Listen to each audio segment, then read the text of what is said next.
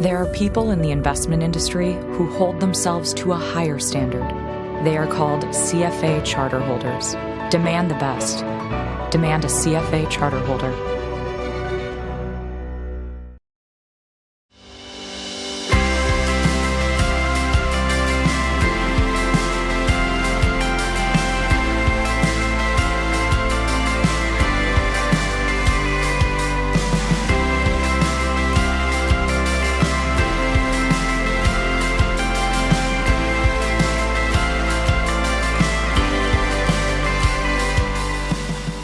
We started with packaging as our main industry, with which I personally was involved going back almost 70 years.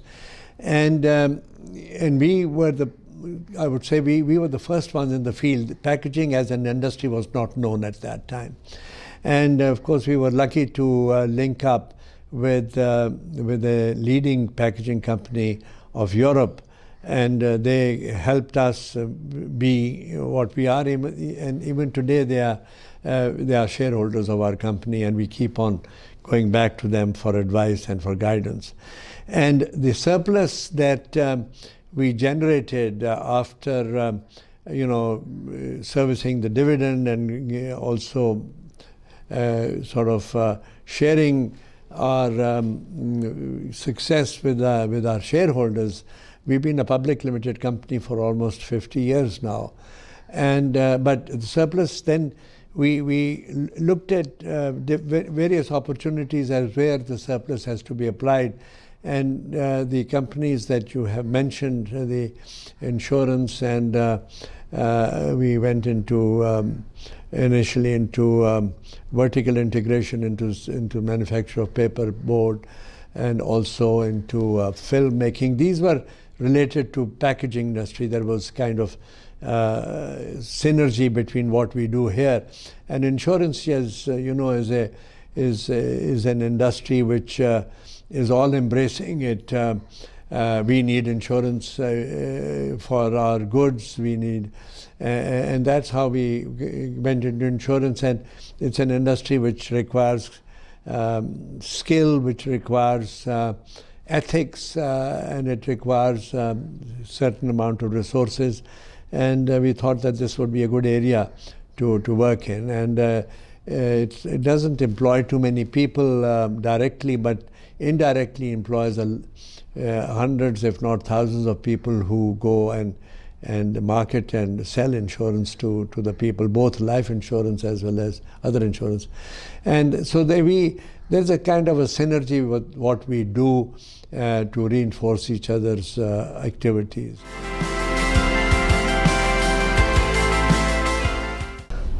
Well, I mean, it's not one-man effort. It is a team effort. And one of the things that we have in our group been very particular about is the admission of new people that we admit into our companies. We are always trying to hire the very best that is available. And of course, not only ability, but integrity. You cannot judge integrity in the beginning, but over the years, people who have grown with us, and we have always looked at their not only their ability. We give every opportunity for them to learn. We send them to learn into different institutes, to upgrade their skills, to work with our partners abroad, to improve their knowledge of the particular job that they are doing. But we do not compromise on integrity and on the honesty of the individual. And that is something that I think has been the cornerstone of what little we have achieved, by having people that we trust, we delegate, we give them all the respect, all the authority, and we try and push down decision making as low as possible in our organization.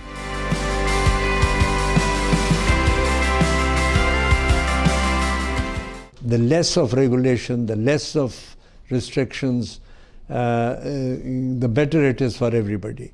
Because we don't want a police state in economic activity. We want free market forces to regulate the market.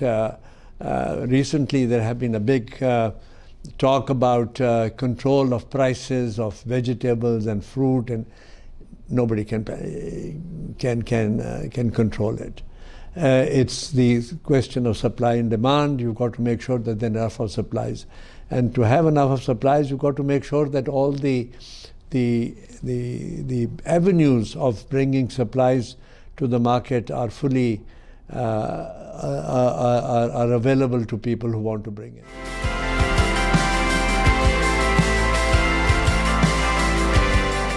I've been fortunate enough to be associated with LUMS ever since, the thought onwards. And it's almost now 40 years since I've been sort of engaged in this journey of LUMS. It's done well, but it's only a drop in the ocean. You need hundreds of LUMS to get Pakistan really benefit from the future. But we have just shown what can be done in this country, and I have tremendous faith in our youth, our youngsters, irrespective of what sector of society they come from. We have boys and girls coming from the bottom of the pyramid, whose father could be a chowkidar or a laborer or a driver, right up to the daughters and sons of business tycoons. There is no difference in the mental capacity or capability, provided you give them the opportunity. And you've seen around the world countries that have progressed.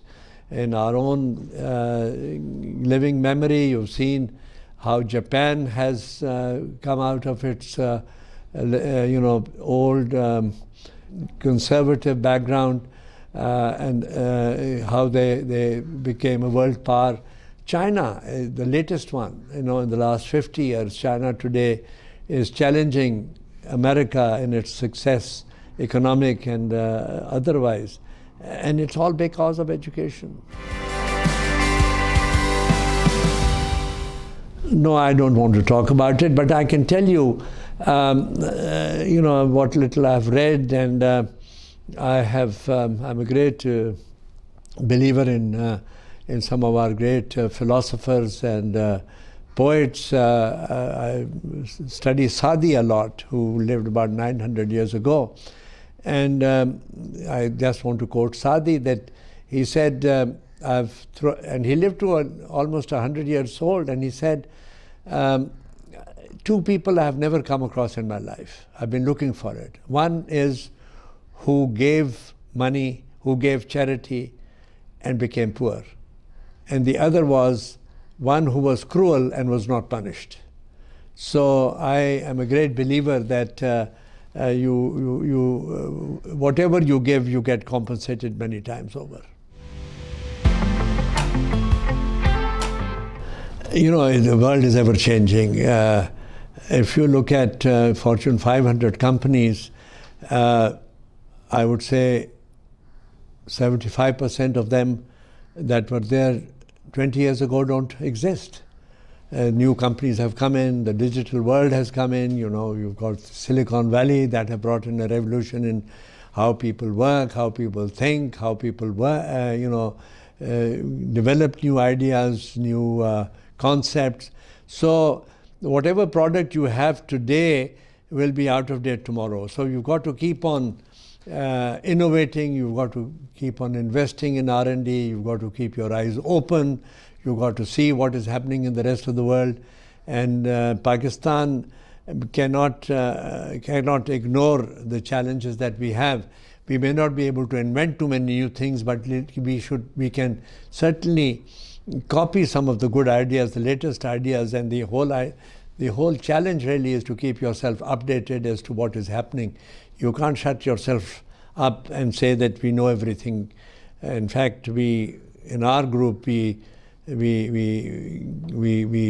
pride ourselves that we know nothing. We keep on learning. We keep on asking, we keep on copying, we keep on, taking advice, we keep on discovering new things.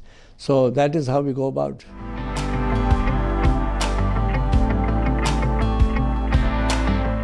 These are very important functionaries in bringing about knowledge to the people who are in the business world. These are the people who bring about discipline. They educate them, they guide them, they help them stay on the straight and narrow path.